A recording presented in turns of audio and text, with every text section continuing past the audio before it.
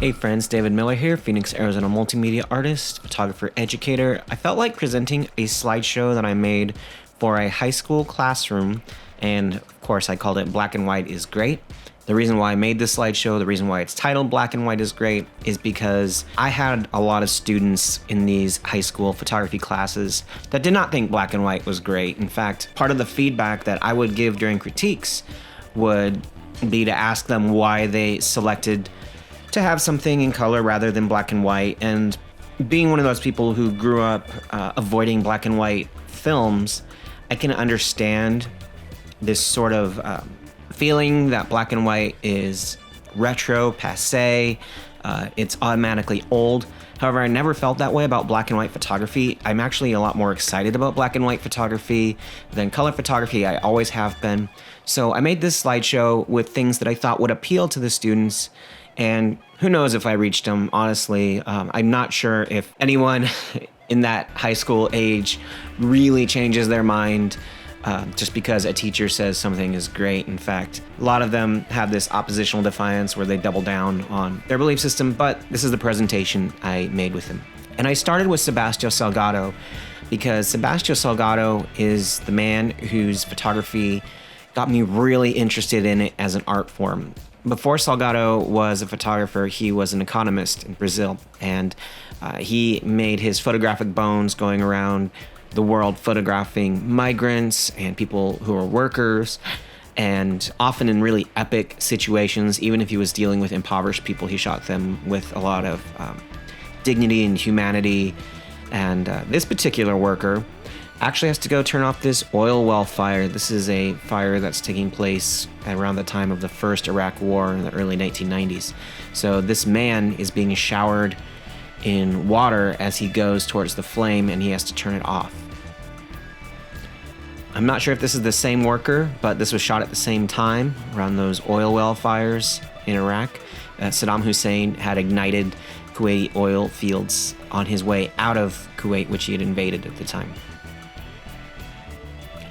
I don't really know the story of this particular photo. It showcases an incredibly mythic scene.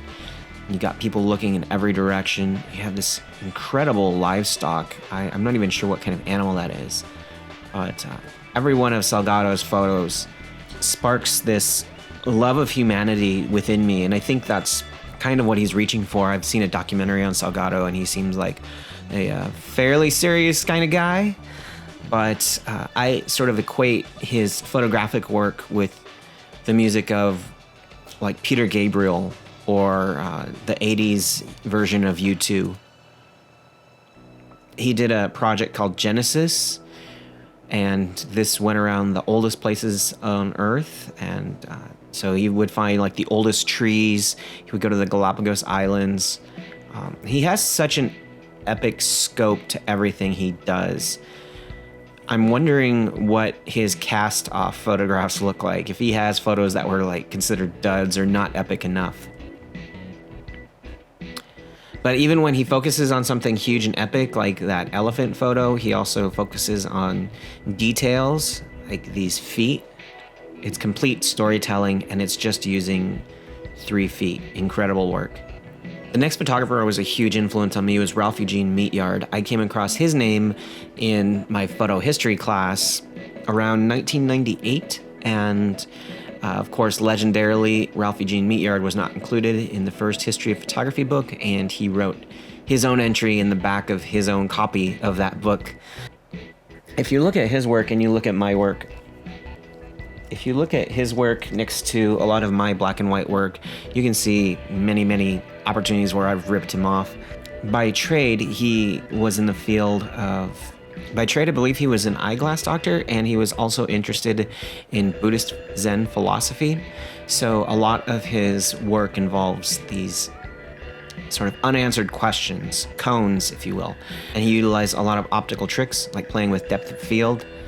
Some of these photos, like this one, I chose for my class because I felt like they were things that were within the reach of the students. They weren't so out there that they themselves couldn't get together a couple of friends and go find themselves a unique and interesting environment with some character and photograph them that way.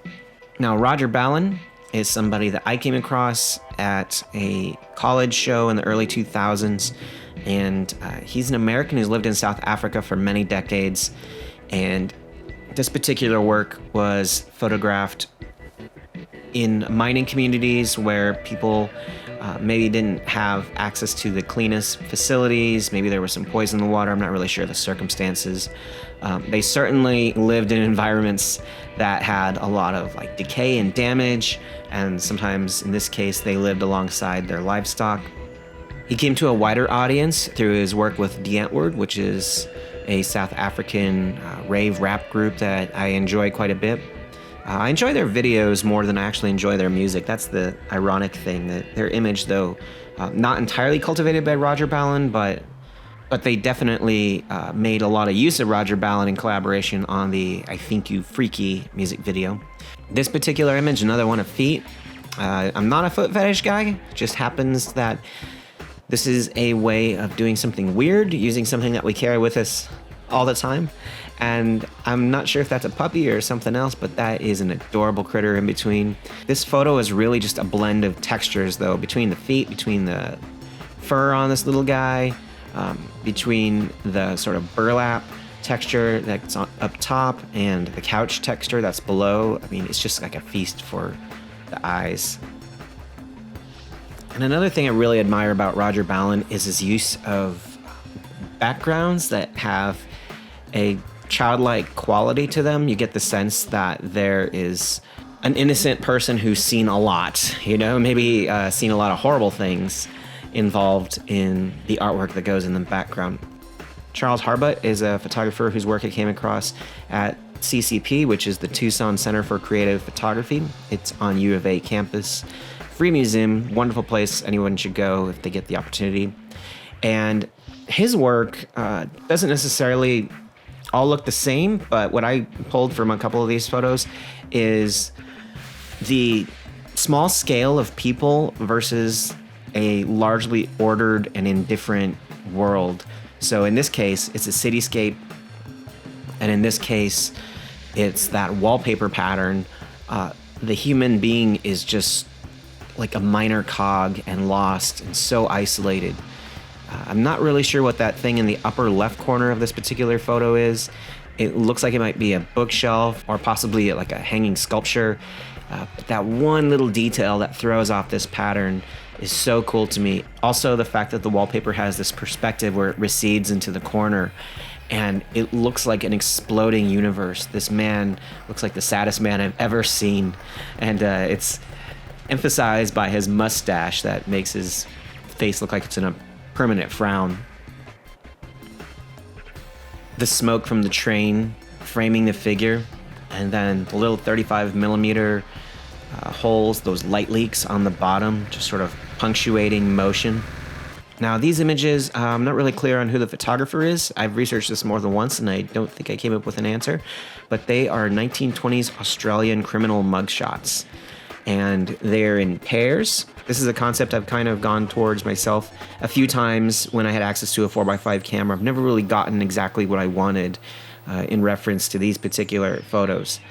But it's full of personality and gesture, and it's shot in an environment that looks pretty decayed and shady.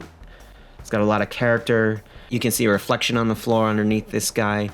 The fact that he has his hat on and his face turned down and he's pinching his cigarette, that's totally unique to that particular era. I find it hard to believe anybody getting arrested today would be allowed to keep their hat and their cigarettes. And it has writing for who these people are and some autograph on the right image. Not to mention it has this vignetting and this decay. Altogether, it's such an amazing package. If you told me that Sally Mann took these photos, I would believe it. And of course, you don't have much information beyond who the person is and the date they were arrested, like what was their crime. So I'm so curious about this lady. What was it that she was doing that got her pinched? And that necklace she has around her is almost like in a noose shape. I find this work so intriguing. Diane Arbus, who is, of course, incredibly well known for finding incredibly unique subjects and having the personality to interact with them and get just these amazing looks out of them. In my research into the Myers-Briggs personality types, I discovered that Diane Arbus was an INFP, much like myself, and I can imagine that many of the other photographers that I'm drawn to, like Ralph Eugene Meatyard, are likely INFPs.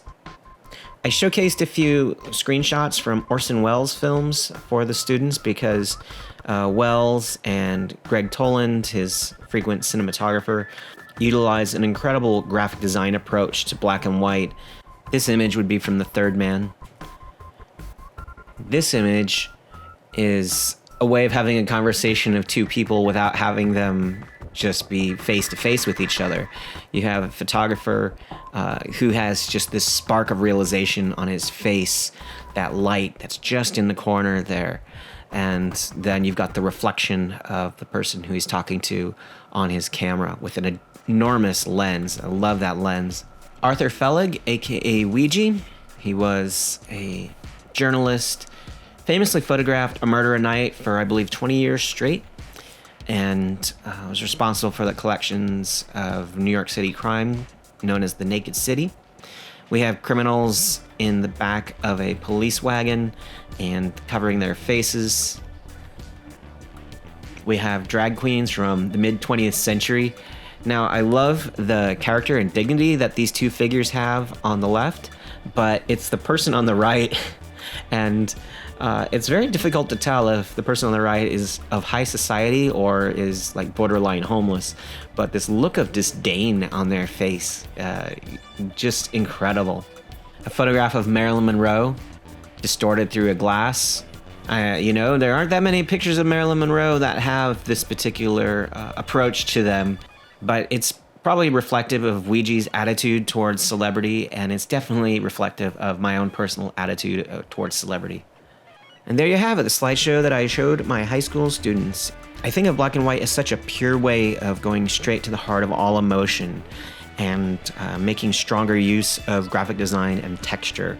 And I hope if you were on the fence whether black and white is cool or not, that I have knocked you off that fence squarely into the camp black and white is really cool. Thanks for watching. Talk to you next time.